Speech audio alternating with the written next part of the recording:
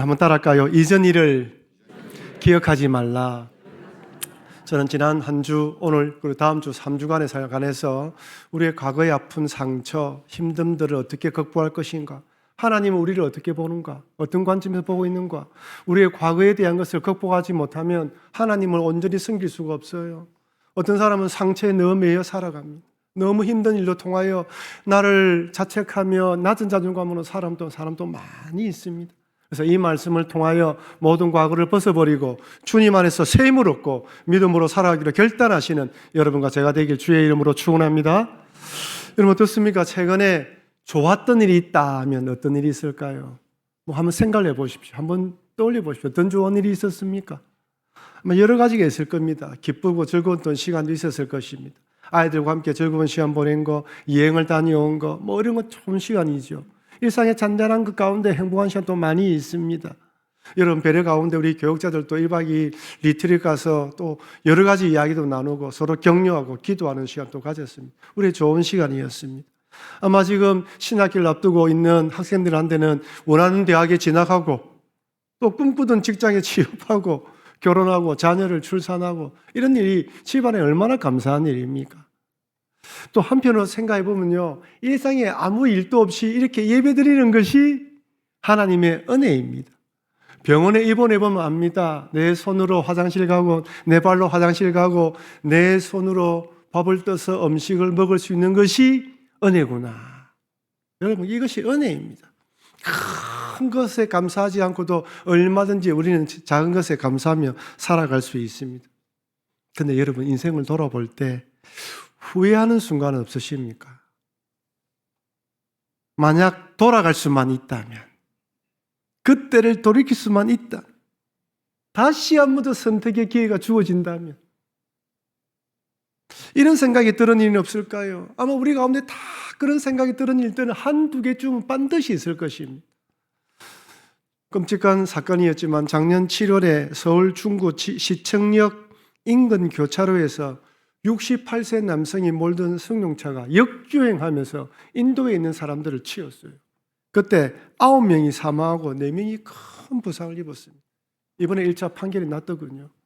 근데 그분이 그렇게 하고 싶어서 그랬겠어요. 그 남은 평생에 사람을 죽였다, 사람을 다치게 했다는 그 죄책감이 평생 그 발목을 잡고 있지 않겠습니까? 우리들도 이런 큰 사고를 낸 것은 아니지만 그때만 생각하면 왜 그랬을까, 다른 선택을 했으면 좋았을 텐데 라고 후회하는 순간도 또 분명히 있을 것입니다. 여러분 우리 중에 실수, 잘못, 시행착오, 실패를 경험해 보지 않는 사람이 누가 있습니까? 다 실수하고 잘못을 하고 살아가기도 합니다. 후회할 일이 한두 번이 아니에요. 때로는 숨기고 싶은 과거, 아픔과 상처를 안고 살아가는 사람도 있습니다.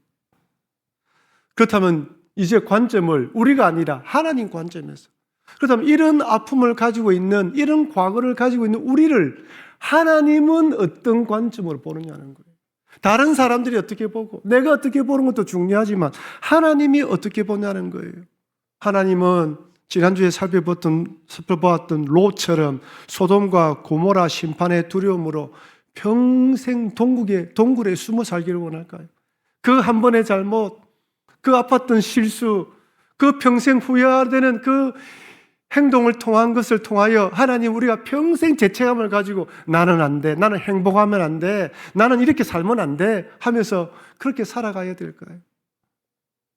우리 중에 과거에 매이고 죄책감에 사로잡혀서 기쁨을 잃어버리고 살아간 자들도 있습니다. 여러분 주변에 그런 친구도 많지요. 그때 그 사건을 기억하면서 평생 트라우마에 시달리며 살아가는 것입니다. 여러분 오늘 살펴볼 모세와 다윗을 한번 보십시오. 위대한 신앙의 인물이었지만 과거는 어떻습니까? 살인자들이에요. 살인자. 모세는 살인을 저질렀고 다윗은 간음을 행한 후 살인하면서 가정을 파괴하는 죄를 범했습니다. 한 가정을 풍비박산나게 만들었어요. 근데 이들이 어떤 삶을 살았습니까? 평생 죄책감 속에 동굴 안에 숨어들어서 나는 죄인이다, 나는 죽을 사람이다 라면서 그렇게 살았습니까? 아닙니다. 하나님 앞에 철저하게 회개하고 하나님의 은혜를 구했고 그리고 남은 평생 속지 않은 마음으로 하나님을 위해 헌신했습니다. 그러니 혹시 이런 죄와 과거에 매인 분들이 계신다면 회개함으로 죄의 사슬에서 벗어나시기를 바랍니다. 하나님은 회개하는 자를 용서해 주시고 이전 일을 기억하지 않으시고 새해를 행하십니다. 이 하나님을 의지하며 과거에서 해방되어 하나님께서 맡겨주신 사명을 잘 감당하여 나중에는 잘했다 충성된 종이라 칭찬받으시는 여러분과 제가 되길 주의 이름으로 축원합니다. 오늘 본문의 저자인 이사야 선지자는 남유다가 바벨론에 멸망하기 전 100여 년 전에 활동했던 선지자입니다. 이사야가 활동할 당시 남유다는 어땠을까요? 여러 가지로 타락하고 부패했습니다. 종교 지도자들이, 그 다음에 이스라엘 백성들이 하나님께 매주일 모여서 예배를 드렸어요. 제사를 드렸습니다. 짐승을 잡아서 회개하고 제사를 드렸습니다. 그런데 형식적인 제사예요. 성경 읽어보면요, 헛된 재물을 가져오지 마라. 성전문을 닫았으면 좋겠다. 오늘 따지면 교회 문 폐쇄해라. 모이지 마라는 거예요. 너희들의 형식적인 그런 제사는 받고 싶지 않다는 것입니다. 정치 지도자들은 어땠습니까? 백성들을 도와야 되는데 공의와 정의를 실천하지 않고 자기 욕심에 따라 살았습니다. 백성들은 하나님만 여호와만 섬겨야 되는데 가나안 신도 섬기고 가나안 문화도 받아들였습니다. 다양한 신앙이 뒤섞인 혼합주의 신앙이 되어버렸어요. 뻔히 와서 예배를 드리고 있는데 딱 보라보면요, 하나님 믿는 게 아니에요. 세상 사람 똑같은 거예요. 교회만 다닐 뿐입니다. 기도하는 것도 생각하는 것도 번하는 것도 똑같다는 거예요. 그래서 하나님이 오지 말라는 거예요. 꼴 보기 싫다는 것입니다. 그래서 하나님이 이사야 선지자를 보내서 두 가지 메시지를 보냅니다. 첫째는 회개해라. 그렇게 살면 안 된다. 하나님만 바라보고 살아라. 그리고 이렇게 회개하지 않으면 바벨론 포로로 잡혀간다. 포로생을 해야 된다라고 메시지를 전합니다. 그것이 1장부터 39장 말씀의 내용이에요. 이사야서. 그리고 40장부터 66장까지는 두 번째 회복의 메시지를 전합니다. 너희들이 그렇게 살면 붙잡혀간다. 그리고 붙잡혀간다 하더라도 70년 지나면 바벨론 포로에서 돌아온다. 하나님은 징계하지만 용서하시는 하나님입니다. 하나님은 죄에 대해서는 엄중하시지만 그러나 하나님 백성들이 영원히 망하도록 내버려 두시지 않는다. 때가 되면 회복시켜 주신다라는 말씀을 이사야 40장부터 66장까지 말씀을 전하시는 것입니다. 오늘 읽었던 본문은 회복의 말씀입니다. 돌아올 것이라는 말씀이에요. 오늘 본문의 말씀에서 이렇게 말합니다. 이사야 43장 18절 19절 상반절 우리 같이 읽겠습니다. 너희는 이전 일을 기억하지 말며 옛날 일을 생각하지 말라. 보라, 내가 새 일을 행하리니 이제 나타낼 것이라. 여러분, 여기서 너희는 이전 일을 기억하지 말라고 합니다. 옛날 일을 생각하지 말라고 합니다. 무슨 말입니까? 우상 숭배하여 바벨론 포로로 잡혀갔던 70년 세벌 잊어버리라는 거예요. 징계의 시대는 끝났다. 고통의 시대는 끝났다. 포로 시대는 끝났다. 내가 새 일을 행할 것이라는 것입니다. 여러분, 하나님은 자신들의 백성들이 잘못하면 징계하지만 그렇다고 그 잘못한 것을 가슴에 품고 있지는 않습니다. 메모리에 딱 저장해놓고 때만 되면 끄집어내지는 않아요. 제 어릴 때 제 친구 어머니는요, 그 친구가 잘못하면 이전에 잘못한 것까지 전부 소환해서 야단을 쳤습니다. 아이고야. 나이가 들면 들수록 야단 맞는 시간이 늘어났습니다. 했던 이야기 또 하시고 너 그때 또 그랬지. 계속해서 반복해 이야기를 해요. 여러분, 배우자 중에 어떤 배우자는요, 배우자가 잘못한 것을 딱 가지고 딱 갈고리를 걸는 사람이 있어요. 딱 걸고 있습니다. 용서했다 이야기해놓고 또 되면 또 끄집어내. 잊을만 하면 또 끄집어내고 항상 그게 다툼의 분쟁이 원인이 됩니다.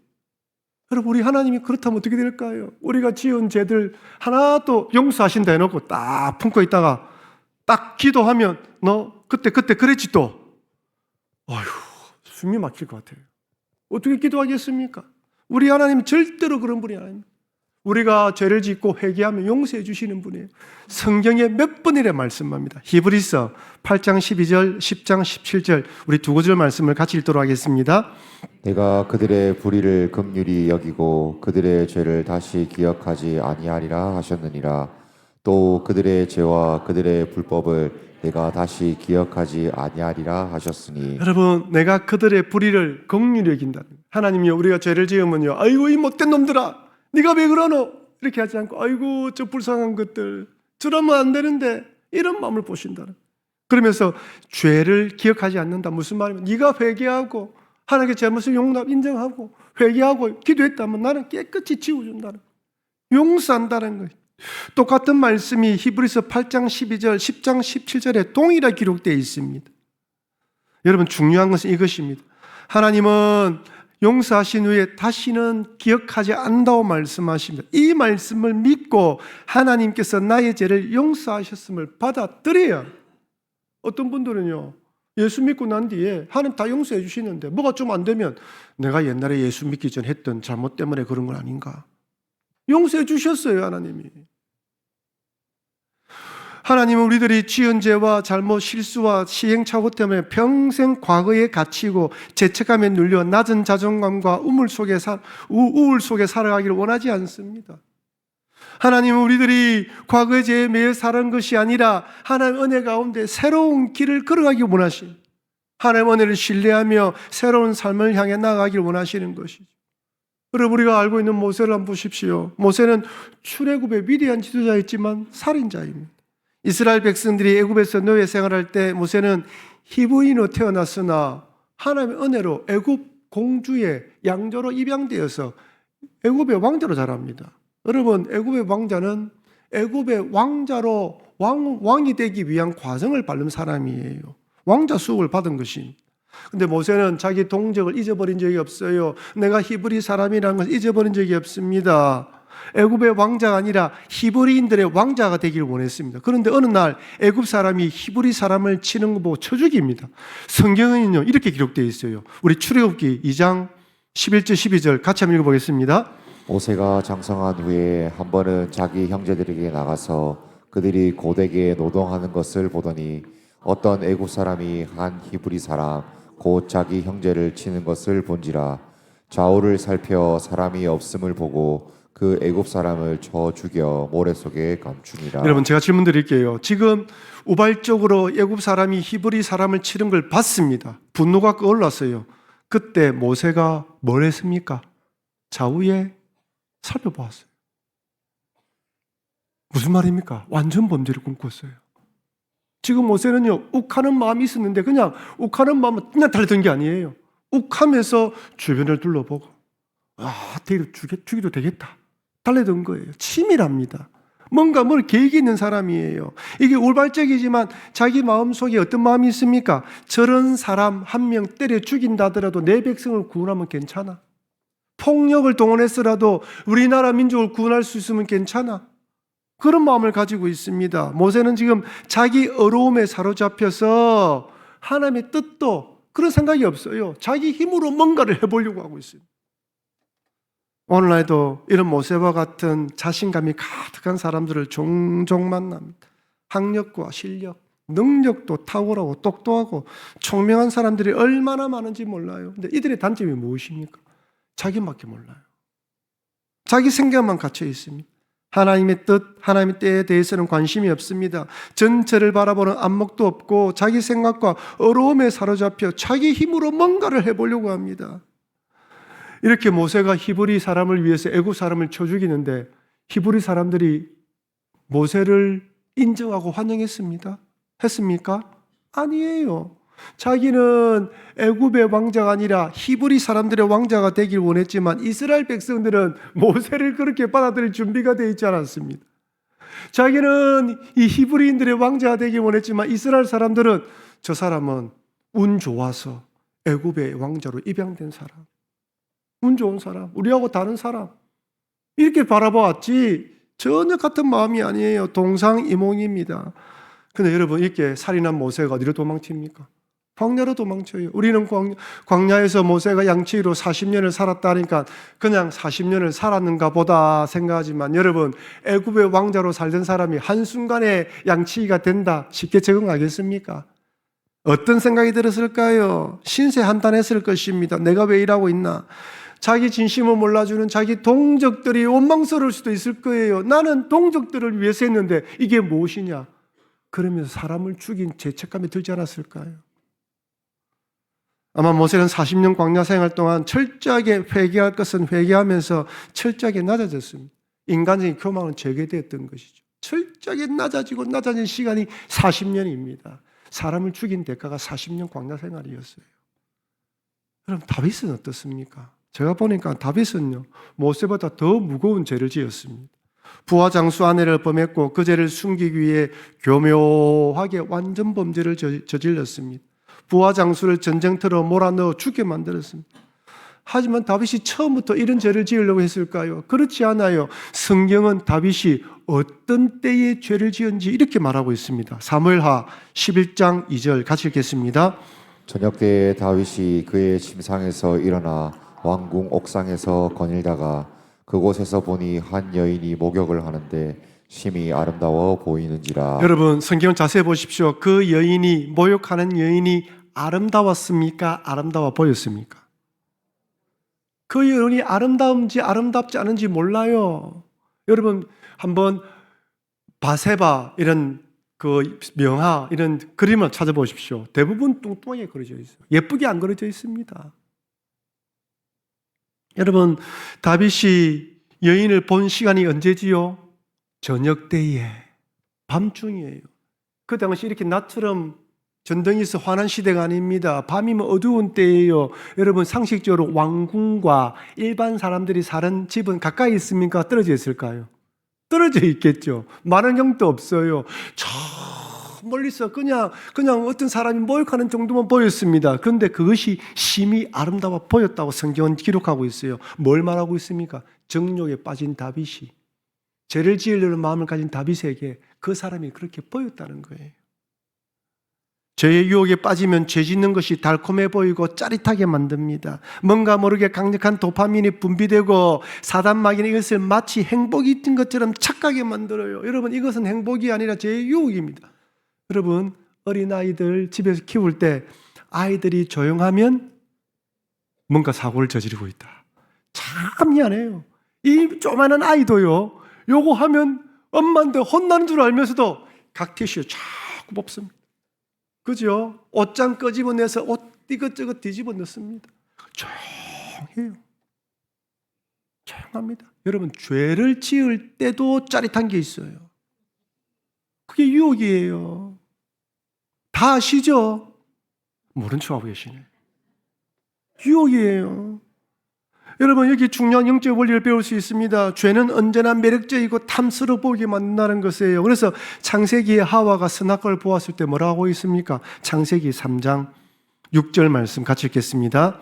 여자가 그 나무를 본즉 먹음직도 하고 보암직도 하고 지혜롭게 할 만큼 탐스럽기도 한 나무인지라. 여자가 그 열매를 따먹고 자기와 함께 있는 남편에게도 주매 그도 먹은지라. 여러분 먹음직스럽고 보암직스럽고 탐스러운 모든 것들이 다 죄는 아니지만요, 정욕의 눈으로 보면요 이건 죄가 되는 것입니다. 죄는 처음에는 귀에처럼 보입니다. 사단 마귀가 우리 마음을 충동질하며 욕망의 눈, 정욕의 생각, 탐욕의 마음을 가지게 돼서 불륜도 운명적인 사랑으로 착각에 빠지게 만들어요. 남들은 다 불륜이라 이야기하는데 자기만 사랑이라 이야기해요. 그죠? 남들은 그건 뇌물이라 이야기하는데 자기는 선물이라 주장합니다. 그러면 중요한 것은 이렇게 유혹에 빠질 때 하나님 가만히 계실까요? 아니에요. 하나님의 경고의 메시지를 보냅니다. 다윗이 그 여인을 보고 사람을 보내서 그 여인이 누구인지 알아보라고 이야기하는데 전령이 갔다고 이렇게 보고합니다. 사무엘하 11장 3절 다윗이 사람을 보내 그 여인을 알아보게 하였더니 그가 아뢰되 누구의 딸이라고요? 그는 엘리암의 딸이요. 누구의 아내라고요? 햇사람 우리아의 아내 바세바가 아니니까 하니 무슨 말입니까? 왕이여 당신이 본 사람은 누구의 딸이고 당신의 부하 장수의 아내입니다. 무슨 말입니까? 왕이여 당신 것이 아니니 손대지 마십시오. 하나님의 경고의 메시지가 딱 들어있어요. 그럼 죄의 유혹이 찾아올 때요, 가만히 하나님께서 다른 거 메시지를 주십니다. 우리 마음속에 불안한 마음을 주시고 양심의 가책을 주시고요, 말씀이 떠오르게 하실 때도 있어요. 남의 귀한 딸이며 부하 장수의 아내이기 때문에 왕이여 손대지 마십시오 경고하는 것입니다. 근데 다윗은 이 경고를 무시하고 바세바를 범하고 자신의 범죄를 덮기 위해 우리야마저 살해했습니다. 다윗은요, 모세보다 더 엄중한 죄를 지었어요. 오늘날 이런 죄를 지었다면요, 여러분, 인터넷 발달된 세상에 금방 다 퍼져나갑니다. 법정 최고형을 받아들이는 사람이 왕이라고 가만히 있겠습니까? 백성들 들고 일날 거예요. 그렇다면 하나님은 이런 죄를 지은 모세나 다윗을 버리셨습니까? 비록 용서받지 못할 죄를 지었음에도 불구하고 나중에는 하나님의 위대한 지도자로서 사명을 잘 감당했습니다. 어떻게 이들이 다시 일어설 수 있었습니까? 철저하게 회개하고 하나님이 용서해 주셨다는 그 은혜를 받아들였기 때문입니다. 하나님께 용서를 구했고 하나님 나를 용서해 주셨다는 믿음의 확신을 가졌기 때문에 죄책감에 사로잡히는 것이 아니라 오히려 하나님을 위해 더 헌신했던 것입니다. 광야로 도망친 모세는 40년 동안 앞서 언급한 것처럼 철저하게 벌어진 존재, 잊혀진 존재, 하지만 회개하고 돌이키고 낮아졌습니다. 40년의 시간은 자신의 죄에 대한 대가를 치르는 시간이며 하나님부터 연단받는 시간이었습니다. 이전에 혈기왕성한 모세는 사라지고 하나님의 말씀에 언제든지 순종하는 그런 믿음의 사람으로 변했습니다. 아마 여러분들 가운데에 그 시간 동안 그 모세의 40년 동안 그런 시간을 보낸 분도 계실 것입니다. 그리고 하나님의 부름을 받고 출애굽의 지도자가 되었을 때 그 역할을 잘 감당했어요. 내같이 부족하고 살인자인 나를 구원해 주시고 지도자 삼아 주시는데 그 사명을 잘 감당했어요. 그래서 나중에 하나님이 모세에 대한 평가가 이렇습니다. 신명기 34장 10절 12절 우리 길지만 같이 읽겠습니다.